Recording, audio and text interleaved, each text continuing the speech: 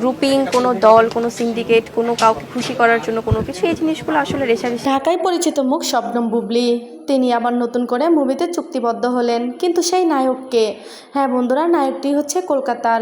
তিনি এখন বাংলাদেশের আর কোনো মুভি করবেন না, কোনো নায়কের সাথে অভিনয় করবেন না, তিনি এখন থেকে কলকাতার ছবি করবেন। বন্ধুরা, কলকাতার নায়ককে দেখা গেছে এক সাক্ষাৎকারে তিনি বলেছে মুভি তিনি করবে। এদিকে শাকিব খান বলেছে তাকে কোনো মুভি করতে দেবেন না, সে যদি মুভি করে তাহলে শাকিব খান তাকে রাখবে না। একটি মেয়ে সন্তান হয়েছে, অনেক কষ্টের পর তাকে মেনে নিয়েছে। এখন যদি তিনি শাকিব খানের অবাধ্য হয়ে আবারও মুভি করতে যায়, এখন ঘটনা আবার উল্টো দিকে ঘটবে।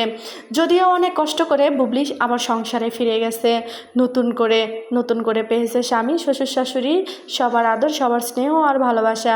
আর তার মেয়েও কিন্তু বাবার স্বীকৃতি পেয়েছে।